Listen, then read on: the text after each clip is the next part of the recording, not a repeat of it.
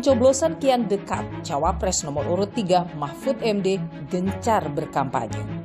Saya mengikuti giat kampanye Mahfud di Jawa Timur sembari menggali gagasannya atas persoalan bangsa. Lantas, bagaimana peluang Ganjar Mahfud menang di Jawa Timur? Saya, Niluh Puspa, mencari jawabnya.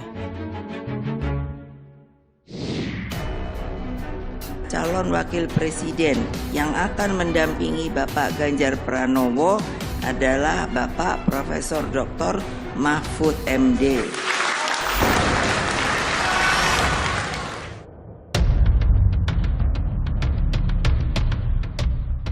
Apa strategi untuk dapat suara di Jawa Timur, Pak? Sering pulang kampung. Selamat pagi, Prof. Mahfud, apa kabar? Prof, kita akan ikuti tim Niluh, izin mengikuti. Ikut ya, oke.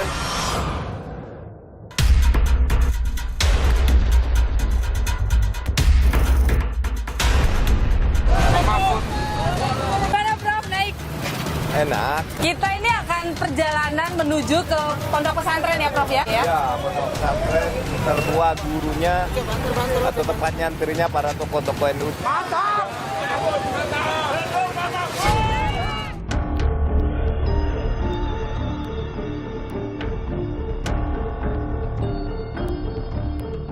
Prof, bicara soal pertumbuhan ekonomi Indonesia, dalam debat Prof menyebut kita bisa mencapai angka 7%. Apa langkah yang terpikir oleh Ganjar Mahfud untuk mencapai angka itu? Saya sudah diskusi dengan para ekonom.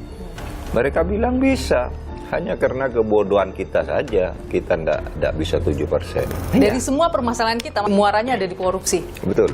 Nah, Betul. bagaimana itu, Prof? Kita menghadirkan pemerintahan yang bersih dari korupsi. Itu pertama bersihkan pejabat-pejabat itu dari ketersandraan politik. Ketika pemimpin juga dipilih melalui jalur politik, bagaimana ya bisa menghadirkan bebas dari sandra politik tadi, Prof?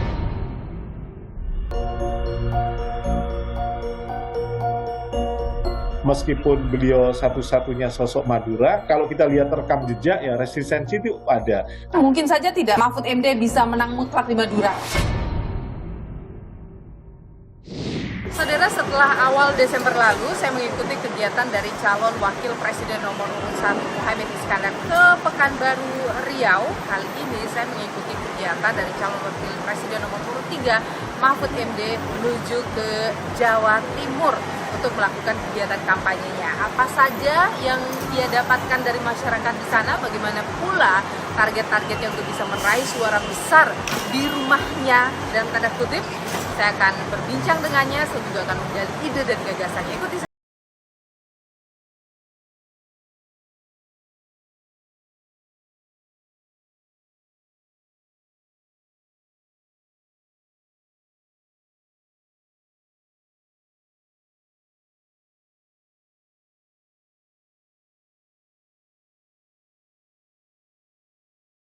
Kita sedang menunggu Pak Mahfud MD, calon wakil presiden nomor urut 3 yang akan melakukan perjalanan untuk bertemu dengan masyarakat di Pasuruan, Jawa Timur, saudara.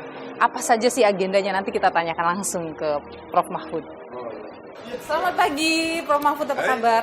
Sehat? Ini loh, sehat. Sehat. Sudah sarapan apa hari ini?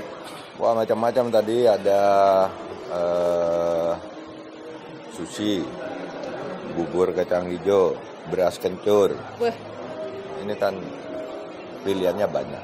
Tadi itu aja, sama roti lah. Roti. Jadi sudah siap menghadapi hari ini, Prof? Siap. Kemana ini hari ini tujuannya? Ini ke pesantren di Pasuruan ya. Pesantren Cangaan namanya. Itu dulu tempat belajarnya kiai-kiai besar seperti Kiai Hasyim Asy'ari di situ. Kiai Khalil Bangkalan di situ. Nah, saya akan ziarah untuk ambil tabaruk. Kita akan ikuti tim Niluh, izin mengikuti Ikut ya. Prof. Oke, Dalam ikut. perjalanan kali ini ketemu masyarakat termasuk agenda-agenda Prof, nanti kita mau lihat seperti apa. Oke, ya. Oke, kita lanjut berangkat. Ayo.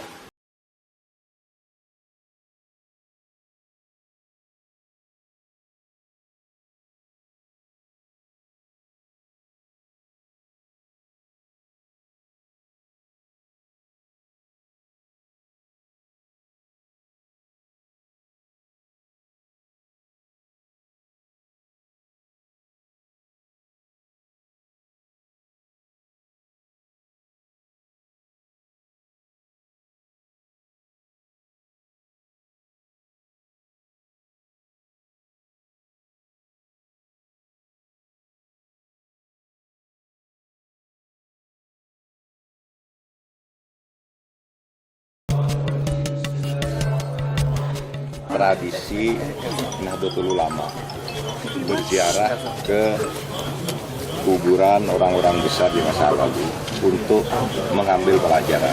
Apa yang Prof teladani dari Mbah Ratu Ayu?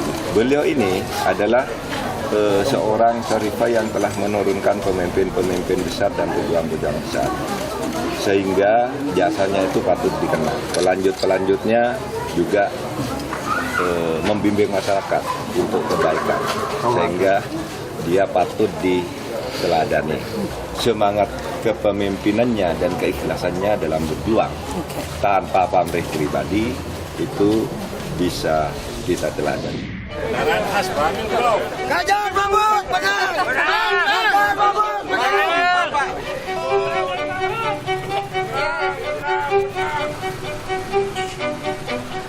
Mana Prof naik?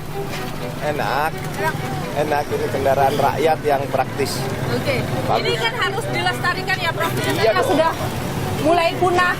Semua yang menjadi kebutuhan rakyat, alat pertanian, alat transportasi, alat mencari nafkah yang menjadi transportasi murah dan dekat, supaya dibina dan dikembangkan. Kita ini akan perjalanan menuju ke pondok pesantren ya Prof ya? Ya. Lokasinya dekat sebenarnya. Ya, pondok pesantren tertua gurunya atau tepatnya antrinya para tokoh-tokoh NU seperti Kiai Hasyim Asy'ari, Kiai Khalil Bangkalan, Kiai As'ad dan sebagainya itu pernah di sini. Oke, ini seru sekali bersama Prof Mahfud naik becak motor namanya Pak? Ya. Bentor di Pasuruan. Karena kita dilahirkan dari rakyat biasa. Luar biasa. Mahfud adalah cawapres yang paling sederhana. Oke, luar biasa. Kami dari Barikade Gus Dur Al-Ad mendukung Profesor Mahfud. Oke.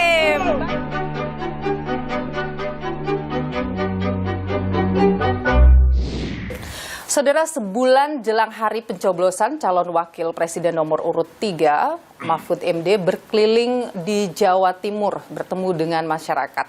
Apa saja yang ia dapatkan dari masyarakat, ada keluhan dan sebagainya, serta seperti apa ide dan gagasannya untuk kemajuan bangsa. Bersama saya sudah hadir Profesor Mahfud MD, calon wakil presiden nomor urut 3. Prof Mahfud, terima kasih sudah bersama Niluh. Sehat selalu, Prof.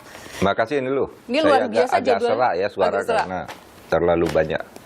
Saya lihat agenda di Jawa Timur padat sekali, Prof. Padat sekali.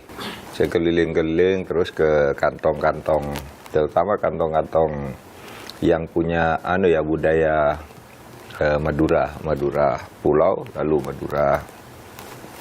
Madura daratan yang diaspora di sini. Kan banyak tuh, Surabaya ke timur sampai Banyuwangi itu hampir semua. Tapi Prof, saya lihat jadwalnya banyak ke pondok pesantren. Kenapa pilihnya Ya. ke sana, Prof? Karena memang salah satu kekurang fahaman masyarakat pesantren, terutama masyarakat yang secara tradisional Islam kuat itu kurang faham tentang Ganjar Pranowo. Memang ada daerah-daerah tertentu ya yang memang misalnya PDIP itu agak susah berkembang, misalnya Madura. Sumatera Barat gitu kan, Aceh, daerah-daerah tertentu gitu. Karena ada sentimen atau ada cara penghayatan keagamaan yang lebih fundamental. Atau bahkan mungkin bisa disebut puritan. Nah, seakan-akan kalau PDIP dan Pak Ganjar ini kurang tepat. Nah, di situ saya masuk untuk menjelaskan bahwa sebenarnya konsepsi PDIP itu nasionalis, murni dan tetap memberi pintu lebar. Ya seperti Bung Karno lah. Ikon ideologinya kan Bung Karno. Bung Karno itu sangat nasionalis, tapi juga Muslim yang cerdas dan taat, kan gitu. Bagaimana mereka merespon? Oh iya, sudah banyak yang mulai paham, terutama di pesantren-pesantren itu ya sudah mulai pertama ini harus saya katakan karena ini hasil dari lapangan. oh Pak Ganjar tuh sholat bagus loh, gitu. Nah, itu pesantren tertarik. Pak Ganjar tuh mantunya seorang kiai loh, karena mertuanya Atiko tuh kakeknya kan pengurus NU, dan Atiko sendiri di pesantren di Sarang. Nah, di situ mulai mengerti. Jadi semua antara Prof dengan Pak Ganjar ini berbagi wilayah, berbagi peran.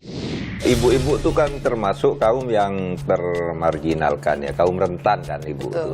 Misalnya pekerja-pekerja perempuan itu upahnya di bawah UMR dan tidak ada perlindungan hukum yang lebih kuat atas pekerjaan mereka. Oke, tapi apa yang diprogramkan untuk mereka? Misalnya ini Prof terpilih sebagai presiden dan wakil presiden bersama Pak Ganjar.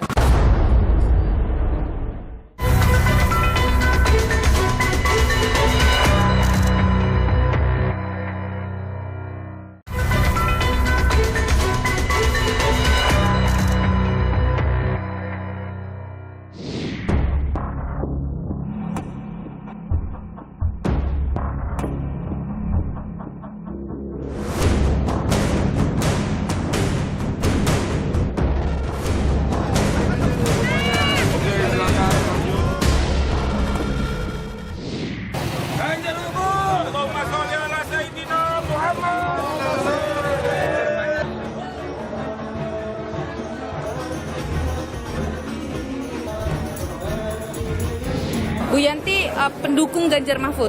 Iya, Oke, apa yang Ibu suka dari Ganjar dan Mahfud? tegas dan amanah. Kalau Ibu kenapa suka Pak Mahfud? Ya itu tadi enak biasa biar tanggung jawab biar enak, barangkali bisa bantu orang miskin. Prof Mahfud setelah berkeliling dengan pondok pesantren, apa yang menurut Prof perlu dikuatkan dalam sistem pendidikan di pondok pesantren, Prof? Penguasaan bahasa asing dan jenjang-jenjang pendidikan harus disesuaikan dengan yang pemerintah punya. Oke, dan itu akan Jenjangnya itu akan menentukan kapasitas. Oke. Siapa boleh masuk apa, syaratnya apa. Oke, Itu dan nanti biaran. Dan itu udah mulai kok. itu jadi program Ganjar Mahfud ya, Prof ya?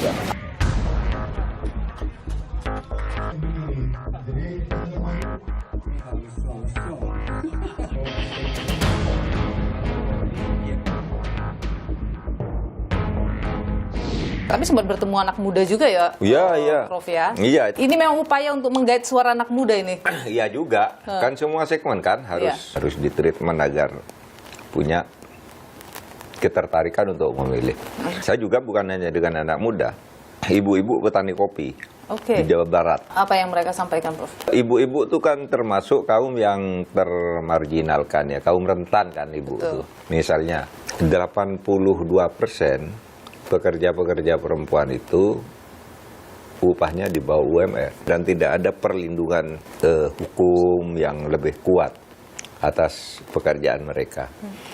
Nah, petani kopi itu juga minta begitu. Bagaimana agar dia penghasilannya juga cukup, kemudian diberikan peralatan-peralatan, bantuan, seperti halnya laki-laki kalau mau berusaha. Oke, tapi apa yang diprogramkan untuk mereka? Misalnya ini Prof terpilih sebagai presiden dan wakil presiden bersama Pak Ganjar. Memberikan perlindungan, pembukaan ruang lapangan kerja yang aksesnya sama antara laki-laki dan perempuan, dan kita buat aturannya seperti di negara-negara lain lah.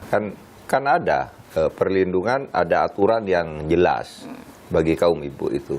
Nah di sini kan ada perhatikan kan, kita seakan-akan acuh ibu-ibu tuh ya ikut suaminya kan gitu kan. Padahal mereka juga menjadi penopang ekonomi rumah tangga, UMKM. Itu kan banyak tenaga ibu-ibu. Jadi bicara soal peningkatan kesejahteraan masyarakat, bicara soal kesejahteraan untuk perempuan gitu ya, Prof ya? Iya, perempuan dan anak-anak juga. Akses pendidikannya kan? Iya. Karena Prof bicara soal pendidikan, Prof. Saya ingin bicara soal pemerataan pendidikan. Saat ini kan anggaran pendidikan kita memang 20% dari APBN kita, Prof. Tapi soal akses merata belum di Indonesia. Dalam catatan Kemendikbud ada 288 kecamatan tidak punya SMP, 618 kecamatan tidak punya SMA, kekurangan 781.000 guru di Indonesia. Dari Ganjar Mahfud ini bagaimana untuk memastikan pemerataan itu terjadi di pendidikan? Begini, anggaran 20% itu selama ini kan sering campur baur antara overhead untuk gaji-gaji dan keperluan pegawai yang ditabungnya itu dengan pengembangan pendidikannya, sarana dan prasarananya.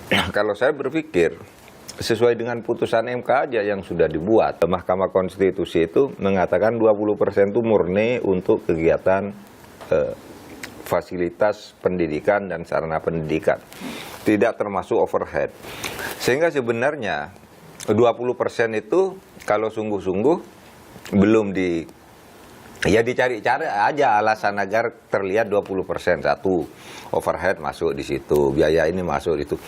Biaya lembaga lain itu yang menyelenggarakan pendidikan di luar Kemendikbud dihitung juga sebagai pendidikan, dicari-cari gitu, diklat apa yang diselenggarakan oleh kantor tuh masuk aja pendidikan sehingga terlihat 20%. Padahal idenya 20% tuh ya khusus untuk sarana dan prasarana. Jadi kuncinya di situ, tidak mencampur adukan. Iya. Selain masalah pendidikan, kebutuhan dasar manusia itu juga adalah kesehatan, Prof. Dalam catatan Kementerian Kesehatan bahwa tenaga kesehatan itu jumlahnya memang mengalami peningkatan, tapi masalahnya adalah distribusinya tidak merata. Tidak semua tenaga kesehatan mau dikirim ke wilayah-wilayah pelosok, dan tidak semua wilayah-wilayah pelosok punya fasilitas kesehatan. Bagaimana Ganjar Mahfud ini menghadirkan itu? Ya, dua dimensi itu ya. Pemerataannya itu harus diatur dalam sebuah kebijakan yang tegas. Tidak boleh ada dispensasi karena hubungan kekeluargaan, karena kasihan atau apa, sehingga sering disebut ada ordal. Di berbagai birokrasi banyak ordal, di kesehatan juga sama, banyak ordal. Kita atur di tempat-tempat di mana tenaga kesehatan dibutuhkan, di situ fasilitasnya, kemudian kesejahteraan tenaganya juga harus diperhatikan, sehingga nanti ada proporsionalitas. Sebenarnya bukan soal pemerataan juga, soal biaya kesehatan ya. Belum lama kan dulu ada orang sakit tidak boleh masuk karena tidak ada yang menjamin, dia belum punya BPJS, iya kan? Di desa-desa masih banyak orang begitu, tidak punya akses, dan kita mungkin tidak terlalu peduli. Nah, oleh sebab itu BPJS itu harus, BPJS kesehatan harus diperkuat, diratakan, kemudian aturan-aturannya untuk pelayanan itu harus ketat. Tidak boleh ada penolakan pasien hanya karena tidak BPJS atau BPJS-nya belum dibayar. Pelayanan gitu aja dulu. Iya. Urusan administrasi belakangan. Iya. Bisa itu dilakukan, Prof? Itu ya, mimpi masyarakat Indonesia. Harus bisa. Jadi nanti negara yang harus menjamin. Dan kita sudah membuat instrumen itu, baik aturan maupun kelembagaannya. Tapi birokrasi kita itu tidak disiplin lah. Kalau istilah yang sesungguhnya, koruptif. Dari semua permasalahan kita, masalahnya muaranya ada di korupsi. Betul. Nah, bagaimana itu, Prof? Kita menghadirkan pemerintahan yang bersih dari korupsi? Bisa? Kalau menurut saya bisa. Itu pertama, bersihkan pejabat-pejabat itu dari ketersandraan politik. Ketika pemimpin juga dipilih melalui jalur politik, bagaimana ya bisa menghadirkan bebas dari sandra politik tadi, Prof? Ya itulah. Jadi begini, pemilihan para pejabat itu ada dua sebenarnya. Satu, melalui campur tangan politik, itu merusak. Karena coba Anda bayangkan, orang mau menjadi hakim agung misalnya, atau hakim MK itu pakai tawar-menawar politik. Rembuk di antara mereka, ini, terus nitip, awas. Kalau kamu menangani ini harus begini, dititipi kasus. Pejabat birokrasi di daerah-daerah misalnya, atau orang mau jadi pejabat, itu ada yang bayari. Nah, kalau sudah jadi, nanti kasih pada yang bayar ini fasilitas-fasilitas yang haram. Nah, yang gini sebenarnya tinggal ditertibkan aja. Oke, cara menertibkannya nanti gimana, Pak? Pemimpin yang berani aja. Oke. Saya melihat sekarang tidak ada yang berani. Makanya itu banyak. Dengan DPR. Hah? Berhadapan-hadapan dengan DPR. Ya justru itu harus berani juga dengan DPR. Kalau saya kan berani dengan DPR. Ini ada pertanyaan ini, Prof, dari netizen. Apakah nanti ketika sudah jadi wapres, Prof, masih akan bersuara lantang seperti itu? Pastilah.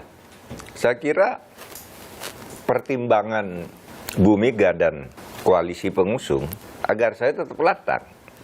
agar orang yang lantang itu naik gitu, lebih tinggi lagi, sehingga kelantangannya itu berpengaruh lebih luas kan gitu.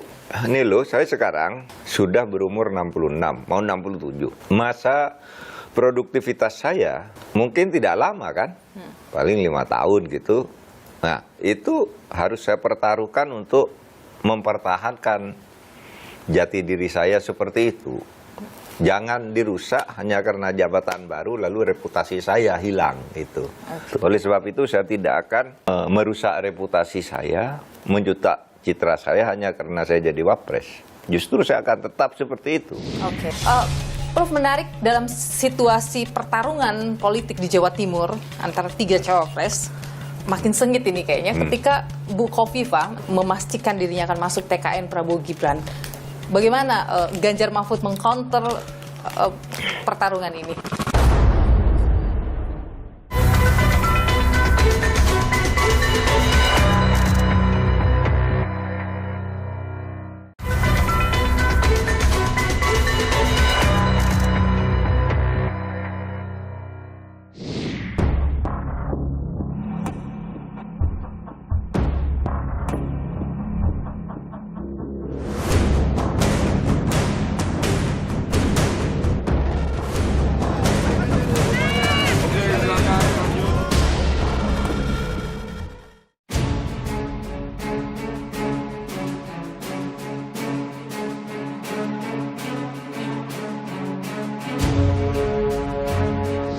Prof, bicara soal pertumbuhan ekonomi Indonesia, dalam debat Prof menyebut kita bisa mencapai angka 7%. Apa langkah yang terpikir oleh Ganjar Mahfud untuk mencapai angka itu? Saya sudah diskusi nih loh dengan para ekonom.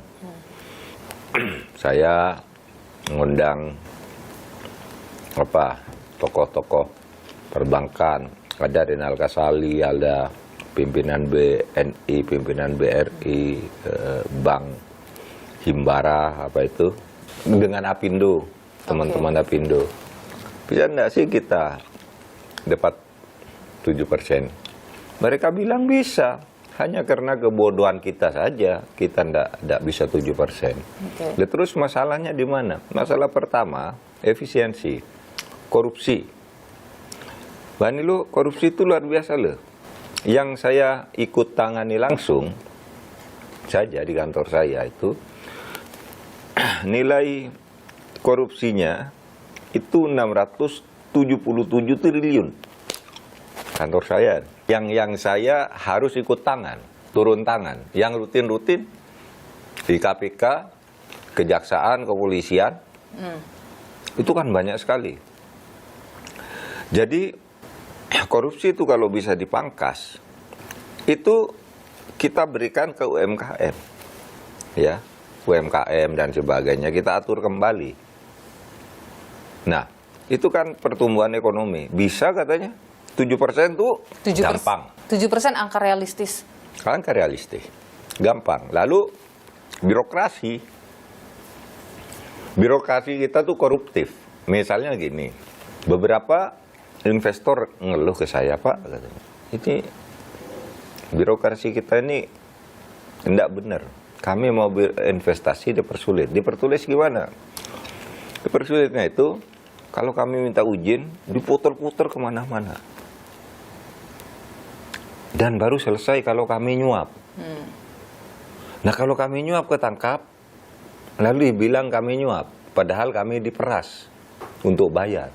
Ada lagi, misalnya sentralisasi ke negara, hak-hak masyarakat. Misalnya negara punya proyek untuk masyarakat nih, biar dikerjakan oleh masyarakat. Lalu pemerintah tuh, itu tak berikan ke masyarakat, diurus sendiri, bikin perusahaan sendiri yang cangkang-cangkang gitu. Dia suruh ngurus, dia dapat uangnya. Masyarakatnya tidak dapat. Kita kan tahu yang begini nih. Tapi kenapa tidak ditindak gitu? Mungkin nih loh kata, ya kenapa Bapak tidak tindak? Bapak kan Menko Polhukam, sudah saya tindak yang saya tahu. Dan besok akan ditindak lagi kalau saya jadi wapres, akan diperluas tindakan seperti itu. Kalau saya wapres, berikan akses bidang Polhukam itu ke saya. Gitu. Karena di situ saya sudah tahu tuh intrik-intriknya di mana. siapa yang suka main. Itu termasuk bagian dari kontrak politik, Prof? Itu bukan kontrak, iya persetujuan di lisan saja. Oke. Prof, terakhir kita bicara soal masyarakat adat, ini lagi jadi sorotan juga, Prof. Masyarakat adat banyak yang berbenturan konflik agraria. Masyarakat adat dianggap kehilangan hak-haknya. Jaminan untuk perlindungan terhadap masyarakat adat, Prof? Undang-undang dasar yang lama maupun yang sekarang sudah jelas menyatakan adanya masyarakat hukum adat dan perlindungan hukumnya. Masalahnya tuh sampai sekarang undang-undang tentang perlindungan masyarakat adat itu tidak jadi-jadi. Selalu masuk di dalam prolegnas jangka panjang, tetapi tidak pernah masuk di dalam prioritas nasional. Akibatnya apa? Haknya terampas. Jadi menjamin nih undang-undang masyarakat adat akan selesai? Iya dong, harus mampu memberi jalan mengeluarkan hal-hal yang seperti itu. Tapi itu masalah sederhana lah. Yang lebih parah, itu hak adat itu terampas karena kebijakan. Menurut undang-undang kan masyarakat adat punya hak di situ. Tiba-tiba tanahnya beralih ke pengembang. Belum lagi begini, masyarakat adat tuh kan banyak yang tidak punya sertifikat. Dia tinggal turun-temurun di situ. Iya. Tiba-tiba tanah itu sudah bersertifikat untuk orang lain. Untuk melindungi mereka nanti masalah lahan itu akan... Ini penetapan kembali hak-hak adat itu. Karena sekarang ada tumpang tindih peraturan. Oke. Prof Mahfud, ini kami membuka question box untuk netizen. Netizen ya. Mereka bertanya, ada pertanyaan dari Dina Arbarini. Dina Arbarini. Ya, sepertinya anak muda ini, Prof. Harga properti makin mahal. Sebagai seorang yang baru bekerja, ini kayaknya susah buat punya. Ada solusi nggak, Pak? Rumah itu yang diperlukan adalah bagus, murah, kan gitu kan. Nah, itu kalau sampai mahal itu apa? Pertama mungkin kontrol pemerintah terhadap kegiatan usaha properti. Yang kedua, kita kan punya lahan masih luas. Di lahan-lahan yang masih kosong itulah sebenarnya yang agak jauh dari pusat kota dibuat properti sehingga menjadi pusat kegiatan baru. Nah, selama ini kan kalau ada properti biasanya yang dekat-dekat kota biar cepat laku. Ya mahal dong. Tanahnya udah mahal. Di sana aja. Nanti buat di sana daerah sentra ekonomi baru. Oke. Itu akan murah kan? Kemudian subsidi dari negara juga. Sekarang ini ada rumah-rumah bersubsidi yang juga, tapi Nggak masyarakat laku masih juga. tetap merasa, iya. Nanti dibuat satu situasinya agar kondusif. Jadi nanti harus mau ya dibuatkan satu kota baru, Iya. society yang baru. Iya. Maka Iya, society baru. Kalau kota baru nanti menimbulkan pertanyaan lagi. Wah, Anda mau membangun 40 kota kan itu. Ditanya 40 kota enggak ngerti juga karena sebenarnya maksudnya mungkin sentra ekonomi. Iya, Nah, iya. kalau sentra ekonomi kan mudah perencanaannya.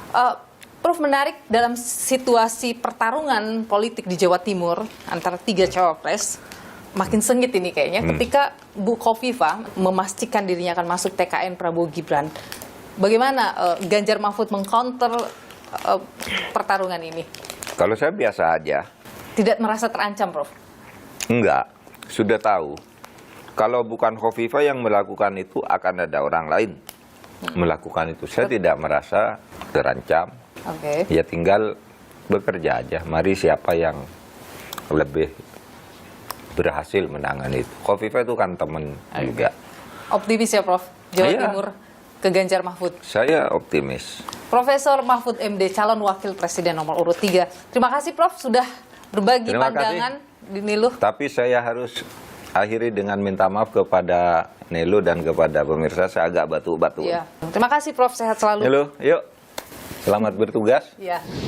Mas Yohan, pekan ini Pak Mahfud berkeliling di wilayah Jawa Timur, hampir seluruh kabupaten didatangin. Bagaimana sih sebenarnya kalau kita membaca peluang kemenangan bagi 03 di wilayah Jatim?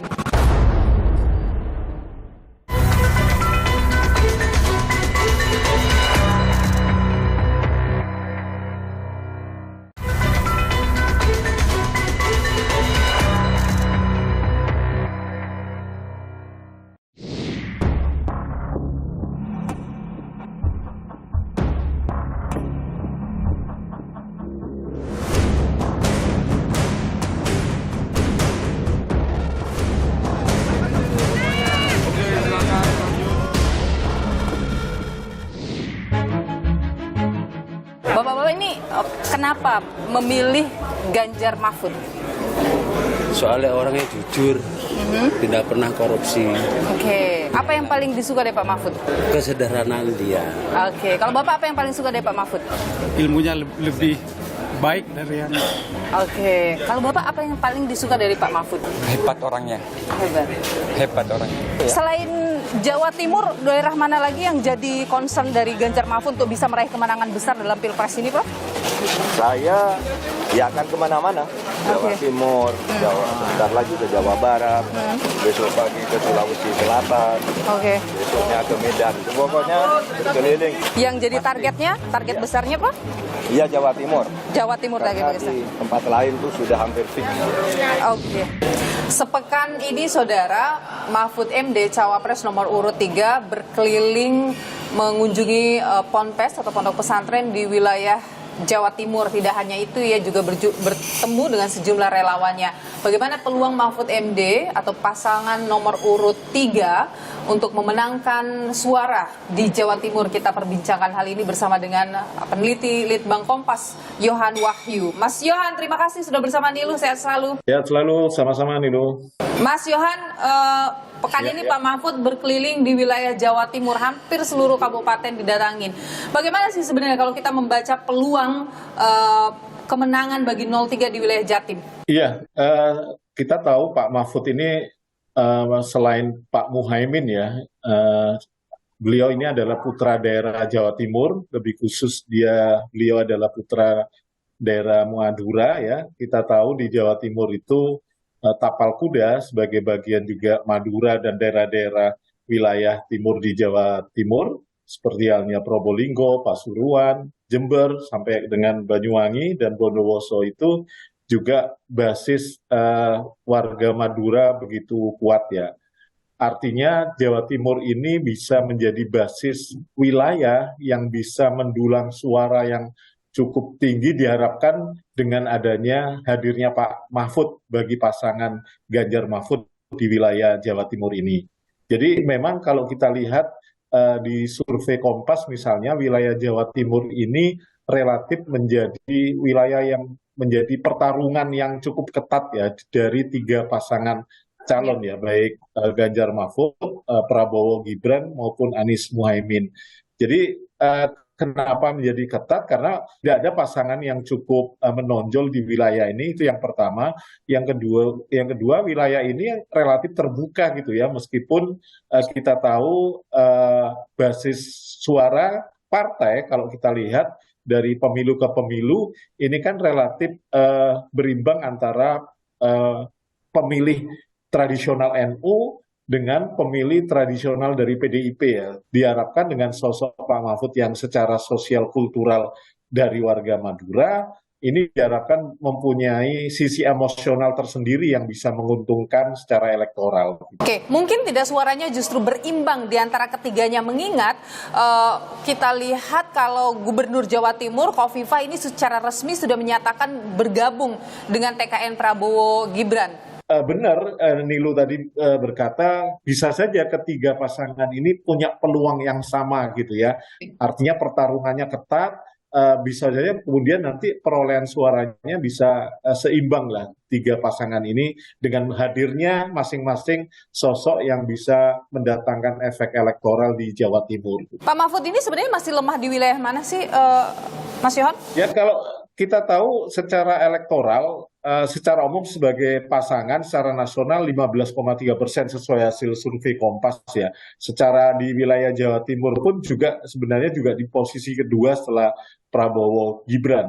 Sementara di Madura pun sebenarnya kalau kita lihat meskipun secara sampel tidak begitu representatif, tapi paling tidak Pak Mahfud ini juga tantangannya satu, beliau ini kan meskipun putra asli daerah, secara basis akar rumput, beliau ini kan juga tidak lama di Madura gitu ya. Kalau misalnya lebih lama di Jogja, meskipun beliau satu-satunya sosok Madura, tapi resistensi kalau kita lihat rekam jejak ya resistensi itu ada.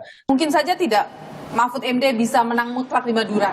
Kalau menang mutlak mungkin tidak mudah gitu ya, karena kita tahu misalnya wilayah Madura itu dari 8 atau 9 kursi, PDIP itu hanya meraih 1 kursi di situ gitu ya, di DPR RI. Yang kedua, hampir dua pasangan ini juga, dua pasangan lainnya sebagai kompetitor, baik Anies Muhaimin maupun Prabowo Gibran juga punya cantolan gitu ya, cantolan jaringan tokoh-tokoh di wilayah Madura yang juga akan berjuang penuh untuk memperjuangkan dua pasangan lainnya ini. Kalau kita lihat jadwal Pak Mahfud selama di Jawa Timur, semuanya ini dia mengunjungi itu pondok pesantren. Apa yang Anda baca di situ? Ya karena basis kultural Pak Mahfud kan pondok ya, sebagai mantan santri, artinya dia mau menghidupkan kembali secara sosial kultural basis-basis pesantren itu sebagai wilayah kantong-kantong suara yang mampu didekatinya. Tapi jangan lupa hal yang sama juga dilakukan oleh pasangan calon lain, terutama Muhaimin ya, dan dengan jaringan NU kulturalnya, karena tentu bicara NU dan pengurus PKB ini kan dua sisi mata uang yang susah dipisahkan. Kalau Bukovifa tentu jaringan muslimat NU-nya yang tentu akan dia kelola dengan baik. Sementara Pak Mahfud ini kan tidak punya cantolan secara organisasi baik di NU maupun di apalagi muslimat ya, tapi dia lebih ke jaringan-jaringan semata kultural di pondok pesantren. Menariknya Jawa Timur itu akan menjadi medan pertarungan, tidak saja belum ada pasangan calon yang dominan, tapi ini juga menjadi medan pertarungan bagi tiga orang sosok representasi atau latar belakang NU yang hadir di Jawa Timur dengan komposisi 3 pasangan calon ini. Baik, terima kasih Mas Yohan Wahyu, peneliti Litbang Kompas, sudah berbagi pandangan dan juga perspektif di Nilu. Sehat selalu Mas Yohan. Sehat selalu, terima kasih Nilu. Mahfud MD memiliki rekam jejak panjang sebagai seorang akademisi, ahli hukum, hingga masuk sebagai eksekutif dalam jajaran pemerintahan. Seperti apa rekam jejak Mahfud MD yang akrab disapa Prof Mahfud? Berikut kami rangkum untuk Anda.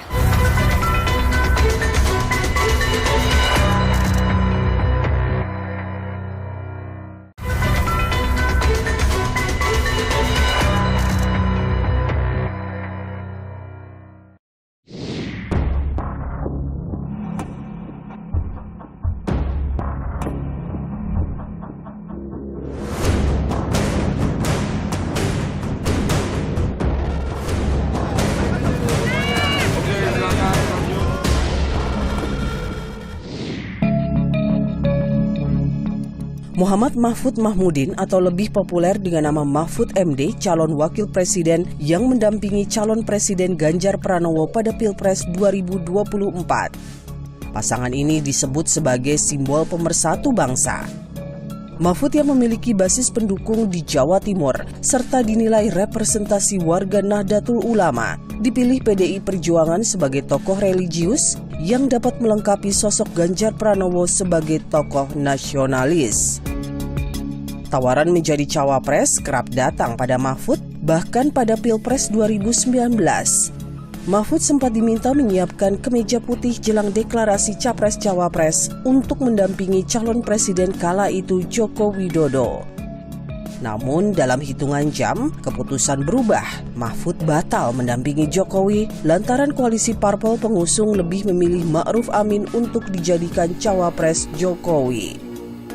Tidak kecewa, ya kaget saja karena sudah diminta mempersiapkan diri, bahkan sudah agak detail, tapi menurut saya biasa di dalam politik itu tidak apa-apa. Kita harus lebih mengutamakan keselamatan negara ini daripada sekedar nama Mahfud atau nama Ma'ruf Amin.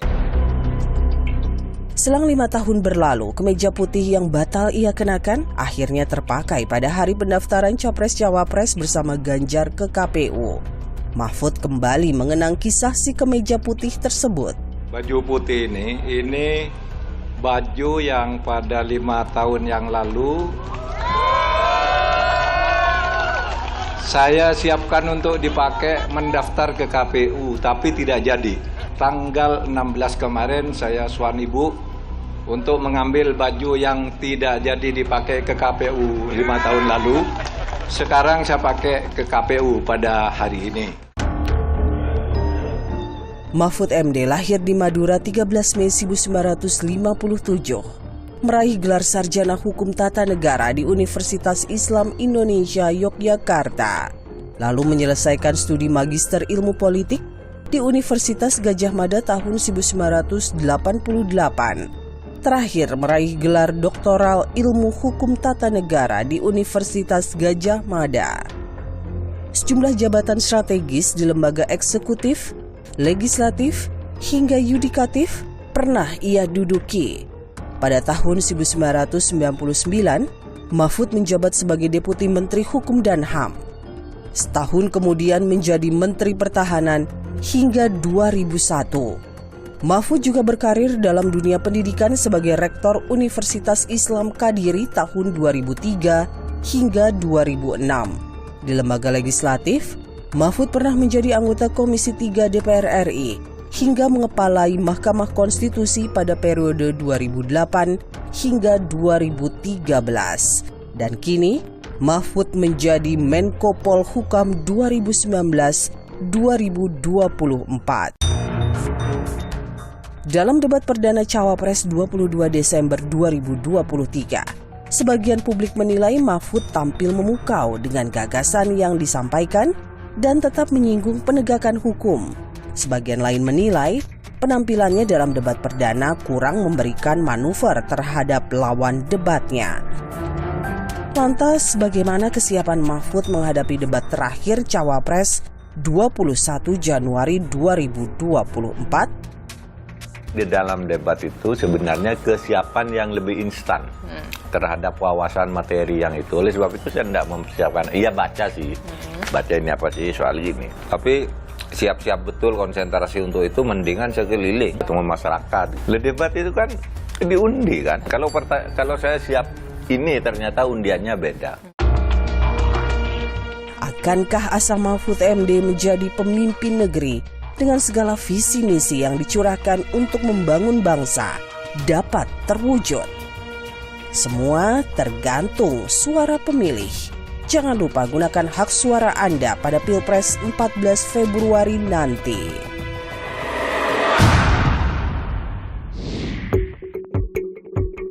Mereka yang bertarung dalam kontestasi Pilpres adalah putra terbaik bangsa. Namun, kita harus teliti mempelajari rekam jejak mereka. Memilih haruslah karena nurani sendiri tanpa intimidasi. Karena suara Anda bernilai untuk masa depan bangsa. Ikuti terus perkembangan